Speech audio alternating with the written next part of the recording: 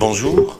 Donc nous vous recevons aujourd'hui dans le cadre de la lecture de votre livre. J'ai effectivement parcouru du début à la fin les trois histoires qui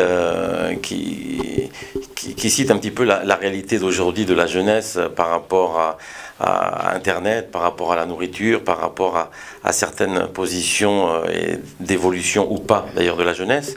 Donc vous allez vous présenter déjà qui vous êtes et après nous donner quelques explications un petit peu sur qu'est-ce que vous avez voulu faire passer comme message par l'intermédiaire de ce livre. Bonjour, je m'appelle Najat Batahar, je suis enseignante du français du second cycle depuis 2007. Je suis aussi animatrice des ateliers du théâtre et écrivaine. J'écris des pièces de théâtre destinées aux enfants. Ça, effectivement, j'ai pu constater ça. Je pense qu'il y a un vrai message dans ce livre qui peut être effectivement adapté sur scène. Qu'est-ce que vous souhaitez faire passer Parlez-nous un petit peu de ces trois histoires. Une qui concerne effectivement, que je pense chaque éducateur et chaque parent est confronté, c'est-à-dire entre Internet et la lecture, le choix. Moi-même, je suis entouré de jeunes dans mon équipe au niveau de l'office de tourisme. Et quand on partage un repas, c'est plus un repas qu'on partage. Ils sont tous le nez dans leur téléphone et on a du mal à placer un mot. Donc, est-ce que c'est en tant que professeur ou en tant que maman que vous avez pu constater tous ces faits réels que j'ai pu lire et retranscrire dans cette observation de cette lecture? Oui, je dirais c'est à travers mon travail, c'est vrai, parce que comme enseignante, j'ai du mal parfois à capter l'attention des élèves, même si le portable il est interdit en classe. Mais parfois, on trouve certains élèves qui délaissent le cours et commencent à regarder ce qui se passe comment ça se fait carrément sur Internet. Et oui, aussi en tant que maman, parce que Dieu merci, mes enfants ne sont pas vraiment accros. Sauf que à travers les rencontres que je fais, les mamans souffrent réellement. Ils disent que leurs enfants ne peuvent plus suivre les cours, ne peuvent plus être attentifs. Ils sont tout le temps sur les réseaux sociaux et ça cause un problème. Si vous aviez quelques pistes à donner aux parents, aux éducateurs, qu'est-ce que vous pourriez leur donner comme conseil pour inciter les enfants et les jeunes à pas se détourner de la lecture, à pas se détourner des choses essentielles dans la vie? Qu'est-ce que vous auriez comme conseil à donner? Bon, écoutez, je ne peux pas me permettre de donner des conseils, mais le livre, je l'ai écrit, comme j'ai dit tout à l'heure, parce que je suis en train d'observer, je vis dans cette société-là, j'observe, et puis des alternatives, peut-être les parents et les éducateurs doivent eux-mêmes donner l'exemple. S'ils veulent que leurs enfants lisent, ils doivent eux-mêmes ouvrir des livres, ils doivent eux-mêmes acheter des livres et commencer à les lire devant leurs enfants. Et puis au lieu de laisser son enfant devant un smartphone, il faut le prendre par la main, le faire sortir, lui proposer des choses à faire, jouer au Monopoly, jouer aux échecs comme c'est le cas comme ce que j'ai, comment dire, raconté dans votre livre. Alors, dans la première pièce intitulée Au train, il s'agit d'un vieil homme et d'un jeune garçon qui se sont rencontrés dans un compartiment du train. Et puis, le temps du voyage, qui a effectivement l'échange a fait prendre conscience aux jeunes. Mais moi, je pense que ça, c'est un peu romancé. Certainement, vous avez voulu faire passer un message. Mais est-ce que vous pensez que le temps d'un voyage en train, ça suffit pour détourner un jeune de son smartphone? Pas vraiment, pas vraiment. Mais tout de même, lui a donné un coup de déclic si l'on veut, parce qu'il lui a fait comprendre que la vie qu'il mène n'est pas vraiment la vraie vie. Il passe à côté de la vie, parce que vivre, c'est rencontrer ses amis réels dans la réalité, c'est aller prendre un café, c'est manger.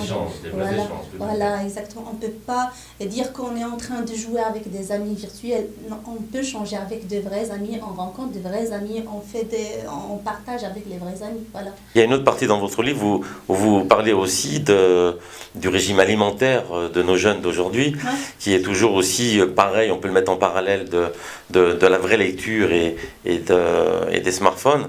même s'ils nous disent que dans les smartphones, ils peuvent lire aussi et consulter, comme vous l'expliquez si bien donc, dans votre livre, c'est pas la même chose que d'avoir un livre en main et de pouvoir l'ouvrir et le fermer quand on veut. C'est pas la même chose que, effectivement, par l'intermédiaire d'un écran. Et au niveau alimentaire, c'est pareil. C'est vrai que nos jeunes aujourd'hui préfèrent les rayons où il y a tous les petits déjeuners tout prêts, etc. Et ce qui était essentiel et traditionnel, surtout dans la nourriture marocaine, où effectivement l'huile d'olive, le pain, enfin, il y a tout un tas de choses un peu traditionnelles au Maroc qui sont bons pour la santé, sont délaissées par rapport à des choco chips ou je sais pas quoi, les trucs qu'on met avec du lait. Moi, je suis pas très branché non plus là-dedans. Qu'est-ce que vous conseillez aux mamans pour ne pas céder à leurs enfants? Alors, déjà, les enfants, comme vous l'avez bien dit, ils sont fascinés par tout ce qui est fast-food, tout ce qui n'est pas sain. Alors, qu'est-ce que je peux conseiller aux mamans? C'est de s'ingénier à faire des plats où l'on met ces choses qui sont bonnes pour la santé, qui ne nuisent pas à la santé. Il faut tout de même trouver des recettes, il y en a. Heureusement, sur Internet, il y en a beaucoup. Comme ça, l'enfant ne va même pas se rendre compte que l'aliment qu'il déteste est dedans. D'accord, juste pour cacher un petit peu le goût qu'il déteste. Voilà. Moi, après 27 ans de Maroc, ce que je constate aussi chez les jeunes Marocains, ils ont effectivement, il y a les McDonald's, les Quick et compagnie, mais sans parler de ces fast-food, ils mangent souvent à l'extérieur des sandwichs ou des pizzas, et effectivement, c'est pas une bonne alimentation. Vous pensez que c'est de la responsabilité des mamans, des parents, ou c'est une démission de ne pas vouloir inciter les jeunes à manger ce qui est bon?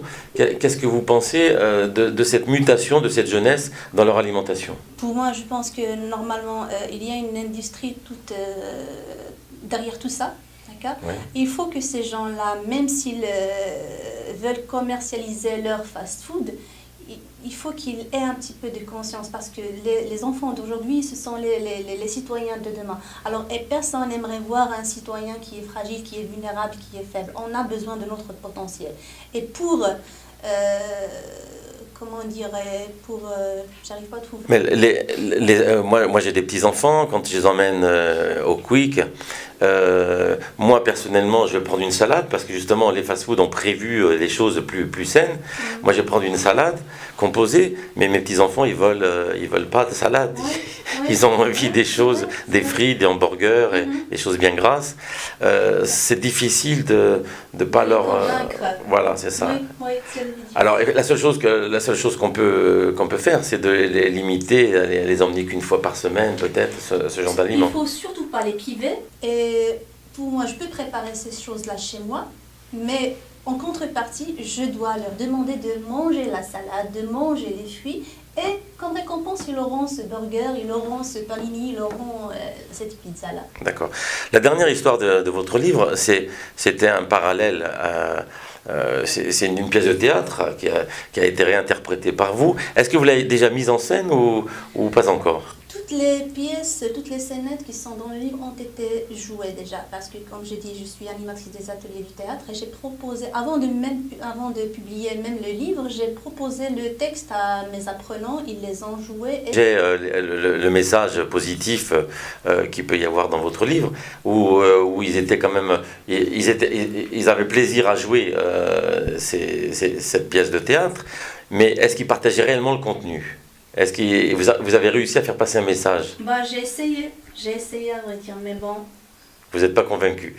Ils sont encore jeunes, ils ont encore un chemin à faire et je ne sais pas, est-ce qu'ils vont suivre ça ou plutôt... Donc, qu'est-ce que vous auriez à dire maintenant pour inciter la jeunesse à maintenir l'intérêt de la lecture et des livres? Alors, faut lire. Parce qu'à travers la lecture, on peut vivre d'autres vies, d'accord? On peut embrasser le point de vue de l'écrivain, on peut comprendre certaines choses, on peut s'ouvrir sur d'autres cultures, sur d'autres traditions.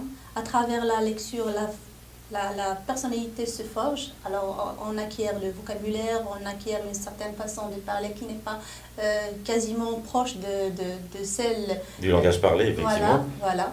La lecture, effectivement, est quelque chose d'essentiel. Bon, notre région d'El Jadida dispose de pas mal d'accès à la lecture, parce qu'il y a des bibliothèques, il y a la bibliothèque Tachfini, il y a la bibliothèque qui ouvrira bientôt de M. Kaderi derrière Marjane, il y a des librairies, et il y a quand même un vrai effort de mobilisation pour conserver un intérêt au livre et à la lecture quand même sur cette région d'El Jadida. Oui, c'est vrai, c'est vrai. Donc après, c'est à vous aussi, en tant que professeur, qui avez la responsabilité donc d'éduquer nos enfants, de pouvoir faire passer ce message lors des cours, de l'intérêt, les multiples intérêts à conserver, de conserver cette envie de lire et de découvrir à travers les pages toute une histoire, et romancée ou pas d'ailleurs, mais c'est une vraie découverte qui est tout à fait différente de l'ordinateur. Oui, c'est vrai. D'ailleurs, c'était l'un de mes soucis lorsque j'écrivais le recueil de scénettes, c'est que le bourgeois gentilhomme, un sacré bourgeois, c'est l'adaptation du bourgeois gentilhomme. Et puis le style du XVIIe siècle n'est plus le même, c'est plus à la mode. Et puis j'ai essayé, j'ai ajouté d'autres personnages, et puis j'ai abandonné d'autres personnages. Ça veut dire j'ai pas intégré tous les personnages de l'histoire du bourgeois gentilhomme. C'est juste pour essayer de faire aimer cet héritage culturel, cette mais il y avait un message dans cette dernière histoire, qui est une adaptation de Bourgeois gentilhomme. Moi, ce que j'ai compris dans la lecture de votre livre, c'est que l'habit ne fait pas le moine non plus, et que l'apparence, il ne faut pas se fier aux apparences, effectivement.